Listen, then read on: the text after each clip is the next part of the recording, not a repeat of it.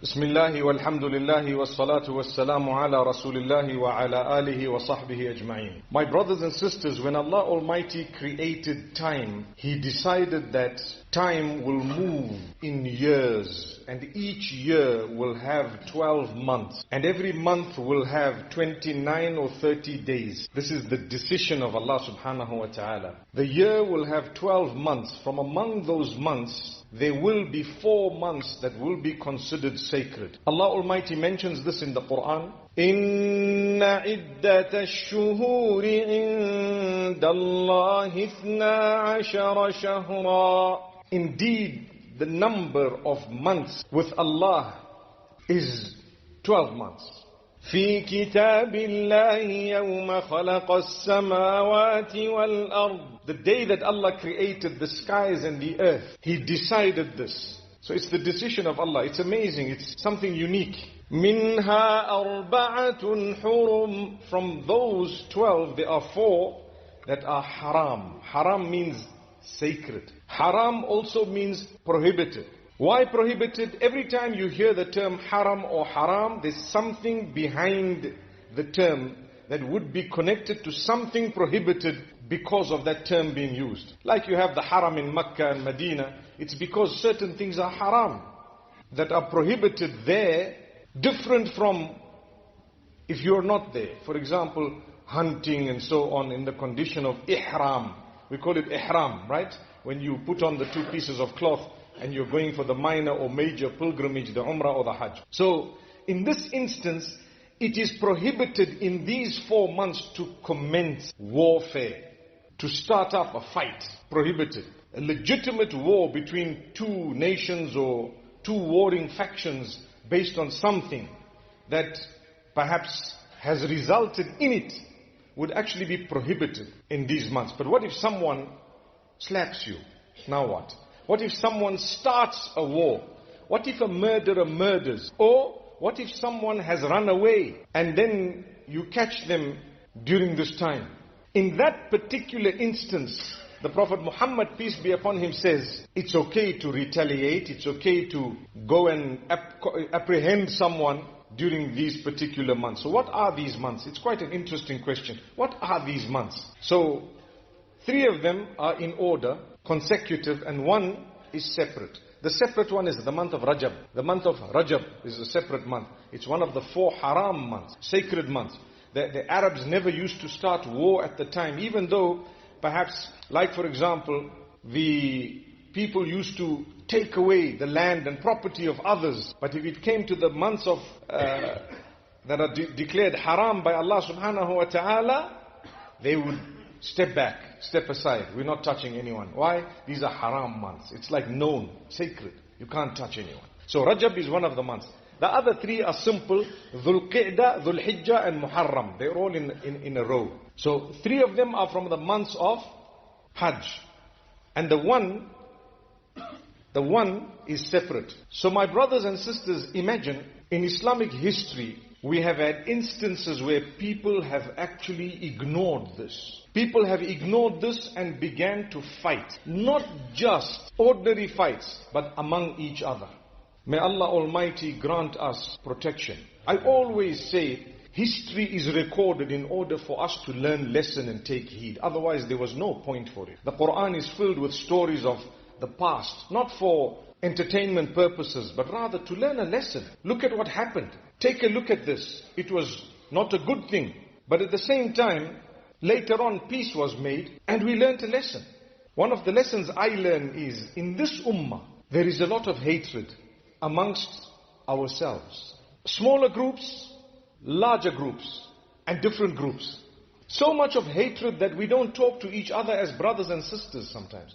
Solve the problem. Solve the matter. What did you learn from Islamic history? What did you learn from the issue of wars that took place because of 2 people? They fought over something. I was in India 2 days back. And one of the scholars was telling me about how a war took place between nations as a result of a pet that died. And I couldn't believe it. I said, I've never read this. He said, it's a fact of life. So the 2 started fighting and they started hitting each other, killing each other, whatever it may be. Their families their clans, their generations to this day, they don't even want to look at each other. But you are brothers.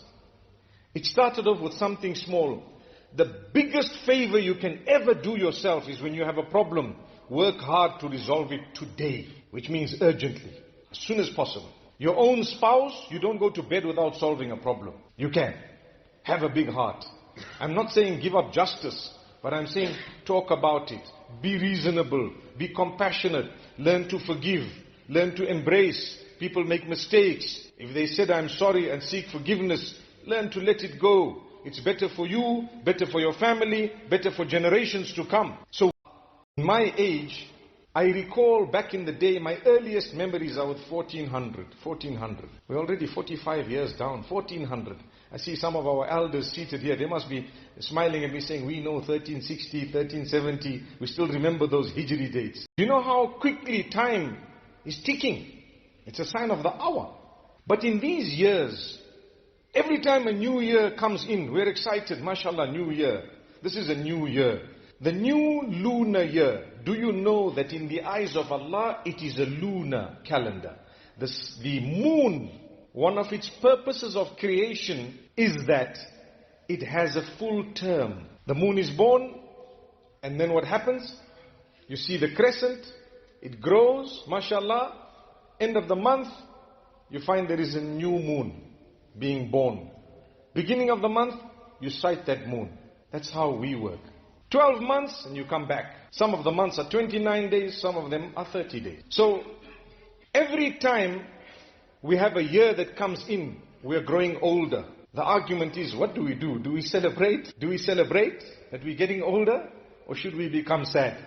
The reality is, what is of greater importance than the discussion of celebration or becoming sad is, change your life. You're getting closer to Allah. You're getting closer to the day you're going to meet with Allah. Do something about that day. Prepare, even in a small way. That's important. As we grow older, suddenly you have a bone that's aching somewhere. You know, mashallah, the knees. Happens to all of us.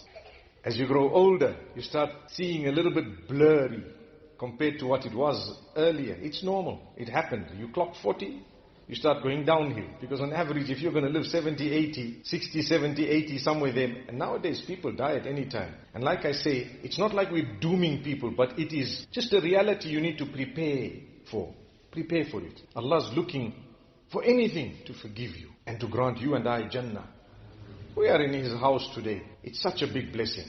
So, every time we're getting closer to Allah, surely it should make us look forward to improving ourselves for the sake of Allah. Yes, when you're young and you're energetic, perhaps you might have forgotten Allah at times. And you might have done things that I hope you're embarrassed about if they were wrong within yourself. When I say embarrassed about within yourself, all of us, myself included, there are certain things I've done in my life I'm embarrassed about. It's history. Nothing majorly, humongous or anything, but something we shouldn't have done. I mean, I didn't commit murder by any way. But what I mean is, as you grow older, you start realizing, what was that all about? I didn't have to do all of that. Oh, Allah, forgive me. Allah says, well, the fact that you haven't died, you're still okay. The fact that you are still healthy and you're seeking forgiveness, you're forgiven. Have hope in the mercy of Allah. It's okay. We did things we're not too proud of. The new year has started. We make these resolutions. And it's not like that I waited for the new year in order to make resolutions. But all I'm doing is I'm renewing it to say, listen, 1445 is clocked in. No way. I better start changing my things, ways and habits. And inshallah, I'm going to be a better person. We're going to have a better year. I'm going to work hard. I'm going to get up early. Wallahi, the barakah that Allah has kept in getting up early is something only those who get up early can taste. You get up early in the morning. And subhanallah, you're at work. Before you know it, mashallah, you've done whatever you had to, and it's still time of the day. Because Allah has kept barakah in bukur. Bukur meaning being early. The early bird is the one that gets older. Yes. Now, there are a few pointers we need to speak about. Number one is, the new year has commenced. The 10th of Muharram. We're supposed to be fasting. If possible, with a day before it, or with a day after it. And a quick look into that particular reasoning. When the Prophet ﷺ arrived in Medina Munawwara, he instructed the Muslimin, and he said, Musa alayhi salam was actually saved from Fir'aun on the 10th of Muharram, And therefore, in order to celebrate the savior of the Muslim Ummah, and when we say Muslim, we're talking of the submitters. One might argue that Musa alayhi salam was he a Muslim? We believe that they were all submitters, and the term submission is Islam, Muslim. They submitted unto Allah. It's like the issue of Ibrahim alayhi salam. Allah words it in such a beautiful way in the Quran, where the debate of whether Ibrahim was Jewish or Christian is actually quelled in the Quran. Because Allah asks a simple question. يا أهل الكتاب لم تحاجون في إبراهيم وما أنزلت التوراة والإنجيل إلا من بعده أفلا تعقلون. O people of the book, O Jews and O Christians, why are you arguing about Abraham? Meaning, either being a Jew or a Christian, when the Torah and the Bible were only revealed after him. Haven't you thought about that? That's what the Quran says. So Ibrahim alayhi salam came before the Prophet Moses, may peace be upon him. That means he wasn't a Jew. And he came before the Prophet Jesus, may peace be upon him. That means he wasn't a Christian. What was he? He was a submitter. How do you say submitter? Muslim. I'm a submitter. Aslamtu wajhiya lillahi rabbil alamin. I submit my face to the Lord of the worlds, Allah. So that's one thing. So when the Jews were saved from the Pharaoh, it is a celebration for all believers. But more than that, it is actually hope to those who are struggling at the hands of a tyrant on a smaller level, perhaps in your little circles or slightly broader, to say that the day of victory will come, and it has to come. Subhanallah. We who are suffering at the hands of someone else, or someone suffering at our hands. We must talk about both sides of the coin. Because it's easy to say, if you're suffering, victory is coming in your direction. Don't worry. Have you not seen the story of Musa alayhi salam? The Fir'aun, the Pharaoh, it was almost impossible for them who were harmed by him to think that a day will come when this guy is going to be dealt with. It was almost impossible. Because he went on and on and on for a long, long time. But the thing is, it's easy for us to say victory is coming, but what if you are the little Pharaoh? Yes, some people get into their homes and wallahi, their family members are praying for their death. It's happened. And it's happening a lot. But why? Because you're a little Pharaoh in the home. That's a fact. You come in and you're a tyrant, man. May Allah safeguard us. That shouldn't happen.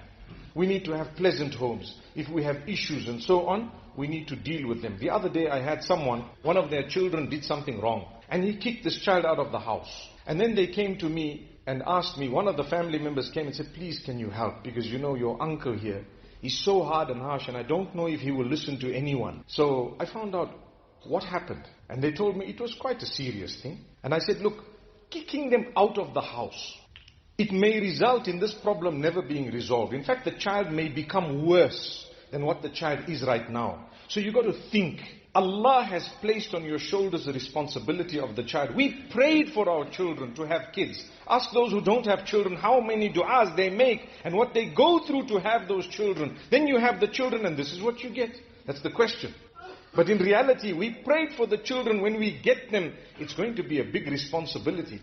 So the fact is that we have to sacrifice. You have to spend time with your children. Now we're in 1445. Like I said, we speak about the celebration. The celebration because of being saved from something tyrannical and someone who was a disaster. But in Islamic history, the grandson of the Prophet Muhammad sallallahu alaihi wasallam, Al-Husayn ibn Ali ibn Abi Talib radiyallahu anhuma, was also martyred on the similar day, the 10th of Muharram, by none other than people who read the Shahada. And in the next few days we will be hearing more about it. And like I say, it is a disgrace to the Ummah. It is something that is very, very hurtful.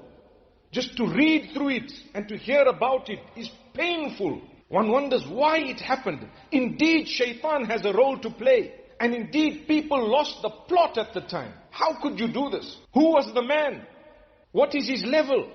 And the Prophet Muhammad, peace be upon him, says, I ask you nothing more than the love of the people of my household. And we as Ahlus Sunnah wal Jama'ah believe that the household is made up of the entire household of the Prophet Muhammad, peace be upon him. But this was a member, and he was a senior member of the Prophet Muhammad sallallahu alaihi wasallam's household. And that's why I say, as much as we will hear more about it, the lesson is far more important.